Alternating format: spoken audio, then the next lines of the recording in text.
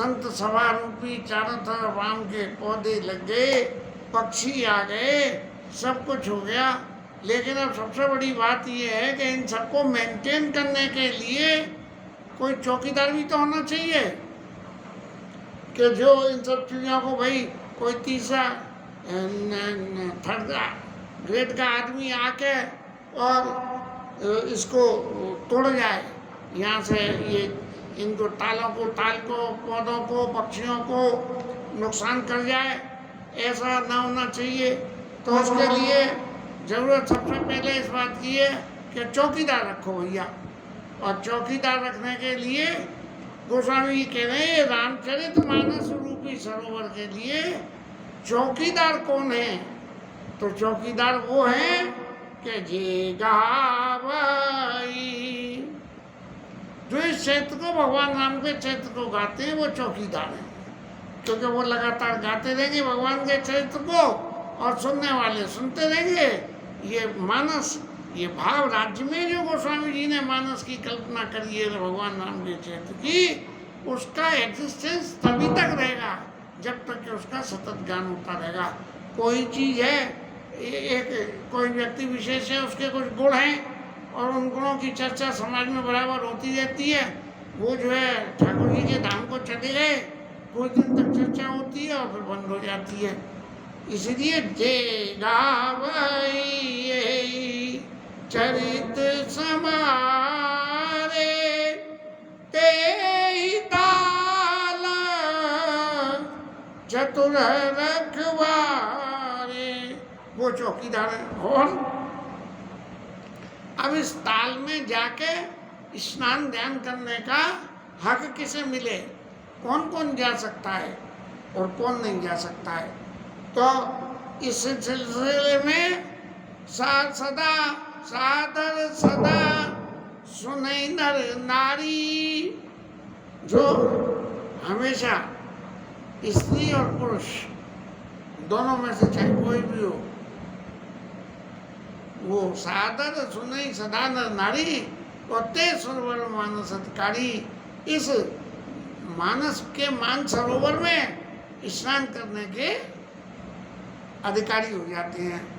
लेकिन अब ये लोग तो जा रहे हैं सादर सुनने वाले, लेकिन जो कभी कभार सुनने वाले चले जाएं तो उनसे तो बड़ी विपदा पैदा हो जाती है कि ढोल गंवार शूद्र पशु नारी सकल ताड़ना के अधिकारी, ऐसी उल्टी सीधी बातें बोल के और उल्टा सीधा काम लोग वाग करते रहते हैं। तो ये जो है गोस्वामी जी कह रहे हैं कि सादर सुनने वाले भी आते हैं और असादर सुनने वाले भी आते हैं। तो असादर सुनने वालों में क्या है? सादर सदा सुनै नर नारी ते सरोवर मानस अधिकारी।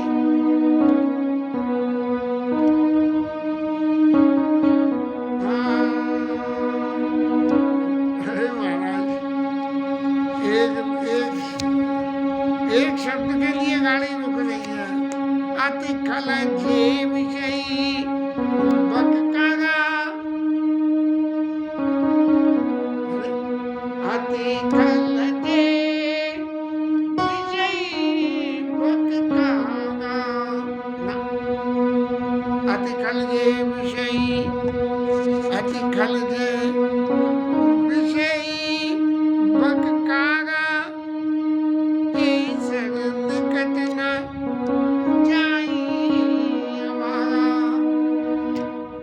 जो जैसे बगले होते हैं, बगले भले ही देखने में सुंदर पक्षी होता है, लेकिन फिर भी बगला को बगला भगत कह दिया जाता है। क्यों? क्या वो नॉन वेजिटेरियन मछलियाँ खाता है, इसलिए। तो अति खल जे विषय ही बकक्कागा, बगले और कौए, ये दोनों के रूप में जो विषयी जीव हैं, ऐसा निकट न जाएंगे भागा, इसके इस सरोवर के पास में कभी नहीं जाती हैं। क्यों नहीं जाती हैं? क्यों कि शंभू कभेक सवार समाना और या लकता विषय रस नाना, यहाँ विषय भोग की कथा नहीं है। ऐसे जो है ऐसे लोग भेड़िए और क्या है भेग भेड़िए और संबुक कौन हुए पता नहीं, जो भी है नॉन वेजिटेरियन लोग जो है यह ना विषय कथा रस नाना। जब विषय रस की कथा नहीं है तो फिर आएंगे या कैसे और करेंगे कैसे, तब क्या होगा। ते कारण आवत हारे। अब कोई रास्ता चलते देखा कि बड़ा सुंदर तालाब है और लाओ चलो यहाँ दर्शन तो कर लें, तो चले गए महाराज। कहाँ गए दर्शन करने, हाँ जयराज महाराज पहुँच गए और देखा कि लोग वहाँ कैसी कैसी पूजा कर रहे हैं, तो उन्हें लगा कि यार ये तो काम बड़ा गड़बड़ है। कि देखो ये पत्थर पूज रहे हैं, पहाड़ के पहाड़ को पूजे जा रहे हैं और कह रहे हैं भगवान है। तो ते ही कारण आवत ही हारे, कामिका बलाक विचारे, क्या करें। और इस ऐसे लोगों को इस रामचरितमानस रूपी सरोवर में आने में बहुत कठिनाई, आसानी से नहीं आ सकते हैं। और यदि आएंगे भी तो कैसे आएंगे। आवत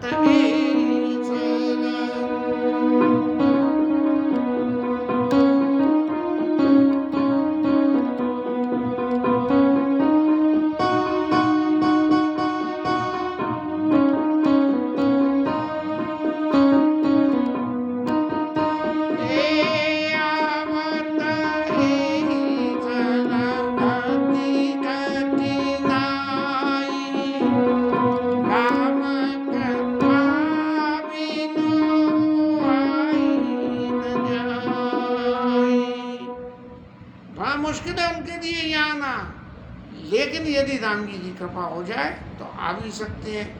लेकिन राम जी की कृपा कैसे मिले, इसीलिए क्यों नहीं मिलेगी उन्हें राम जी की कृपा कि कठिन कुपंत कराला और तिनके बचन बाग हरि व्याला। वो लोग क्या करते हैं, अरे महाराज ये कोई तरीका है ऐसी तेज धूप में और पैदल चले जा रहे हैं सड़कों पर गिरिराज की परिक्रमा लगाने को। अरे भाई परिक्रमा लगाने जाना है तो झाड़ों में ही लगा लो। तो इस तरह की जो बातें होती हैं, तिनके वचन ब्याग हरि ब्याला, और फिर गृह कार्य नाना जंजाला, उनके घरों के में इतनी फजीती है। और ते अति दुर्गम शैल विशाला, जैसे रास्ता कहीं सड़क जा रही है उसमें ऊंचे ऊंचे पहाड़ पड़े, पहले पहाड़ पे चढ़ो और फिर पहाड़ से उतरो। तो इस तरह से जो है गृह कार्य नाना जंजाला, ते अति दुर्गम शैल विशाला, बड़े बड़े गृह कार्य, घर में तो 50 झमेले हैं इसलिए वो जो है दुर्गम पहाड़ के समान है। और बन वो विषय मोह मद नाना, नदी कुतर्क भयंकर नाना, ये मोद मद मच्छर ये सब हिंड्रेंस ही हिंड्रेंस हैं इसमें। इसलिए और सबसे बड़ी बात क्या है जब कहीं हम जाते हैं तो जाने के लिए भाई रास्ते में भूख लगे तो कुछ खाने पीने का ले जाते हैं ना, तो उसको बोलते हैं संबल। तो जे श्रद्धा संबल रहता, श्रद्धा रूपी जिनके पास में रास्ते में खाने को भोजन नहीं है और नहीं संतन कर साथ, तिनका मानस अगमवती, और जिन्हें न प्रिय रघुनाथ, भगवान राम जिसको प्रिय नहीं हो उनके लिए तो रामचरितमानस रूपी सरोवर पे आना ही बिल्कुल अगम है, माने संभव ही नहीं है उनके लिए। लेकिन गोस्वामी जी महाराज एक बार फिर भी कहते हैं कि यदि कष्ट करके ऐसे लोग वहाँ आ भी जाए रामचरितमानस सरोवर, आने के बाद क्या होगा कि यदि आ गए तो आने के बाद में जड़ता रूपी मूर्खता रूपी जाड़ा लग जाएगा और जाके नहीं गलत एक लाइन छोड़ दी, जो कर कष्ट जाई पुनि कोई और जाते ही नींद जुड़ाई होई। ये कष्ट करके अगर पहुंच भी गए सरोवर पे तो कहेंगे भैया बहुत थक गए हैं, लाने एक दिन सो लें।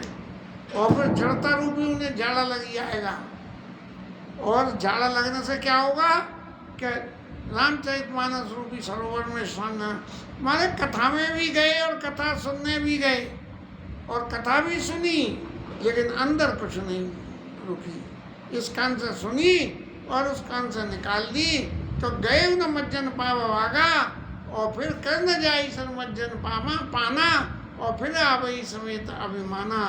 अब मज्जन नहाए धोए तो उतना ही, और लौट के पहुँच गए, अरे भाई उस सरोवर में नहाने जाओ, वहाँ तो मुझे तो कीचड़ी कीचड़ दिख रही थी, इतनी कीचड़ दिख रही थी कि मैं कैसे नहा लेता। अब कर न जाए सर मज्जन पाना, और फिर आवई समेत अभिमाना, अभिमान के साथ में आके, और कोई पूछने आवे को भाई कैसा गया, तो सर निंदा करता ही बुझावा। रामचरितमानस रूपी सरोवर की निंदा ही निंदा, क्या बड़ा उल्टा पलटा लिखा गया महाराज।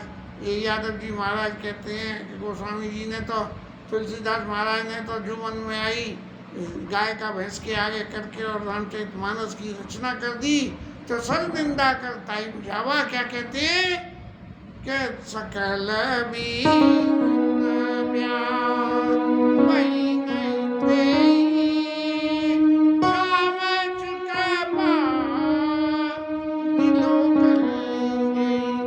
लेकिन यदि ये इतना अभिमान, इतने सारे अवगुण हो भी, तो भी यदि भगवान कृपा कर दें, तो भगवान की कृपा करने से ये सारी बातें खत्म हो जाती हैं, और वो आके रामचरितमानस रूपी सरोवर में मज्जन करता है, स्नान कुल्ला का हाथ पांव धोवे, और स्नान चाहे तो स्नान भी करे, और होगा क्या, महाघोर ताप में दैहिक दैविक और भौतिक 3 प्रकार के तापों से उसको मुक्ति मिल जाती है।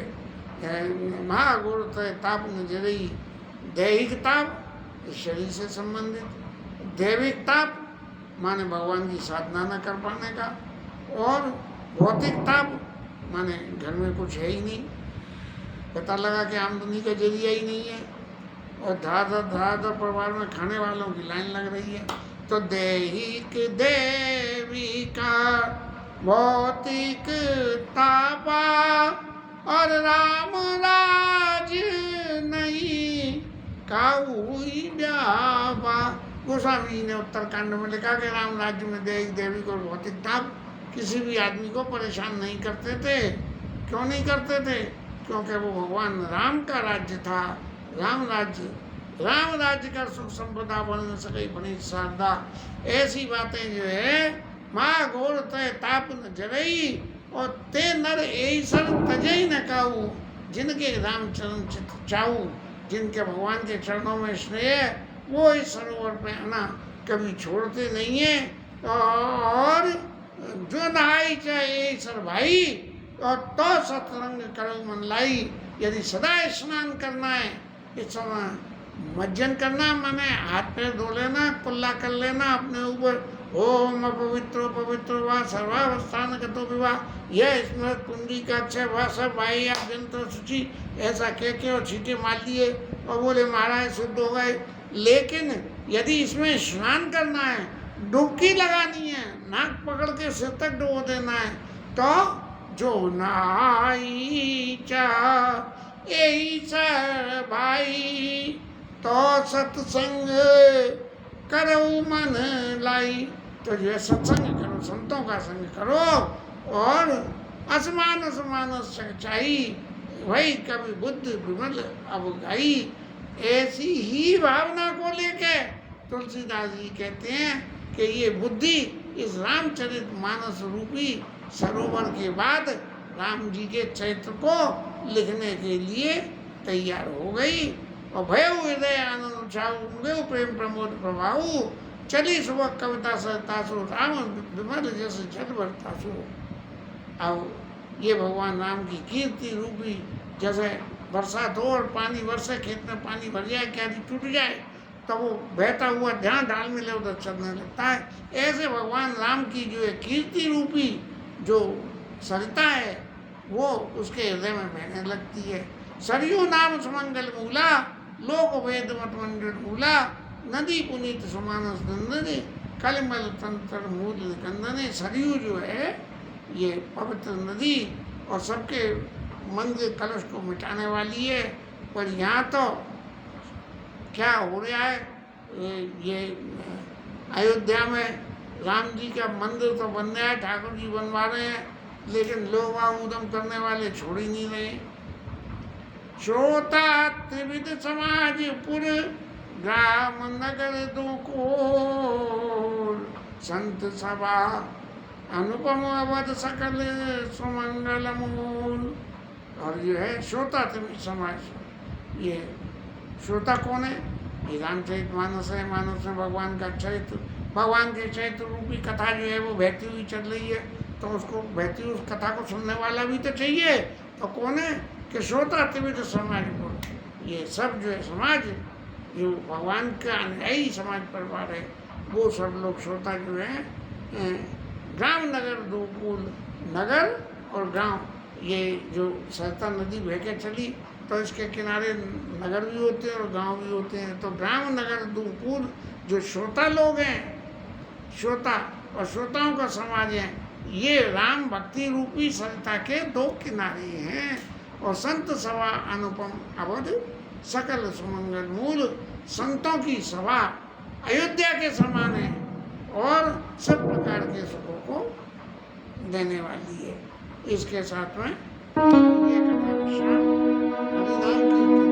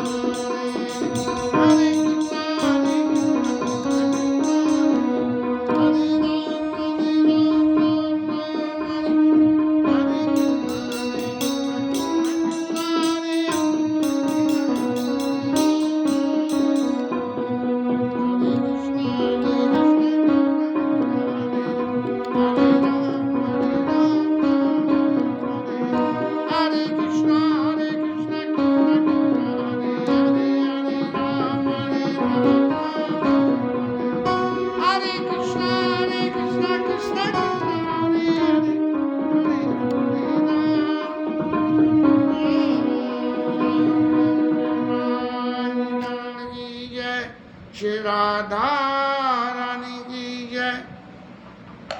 राजा रामचंद्र भगवान की जय, पवन सुत हनुमान की जय, उमापति महादेव की जय।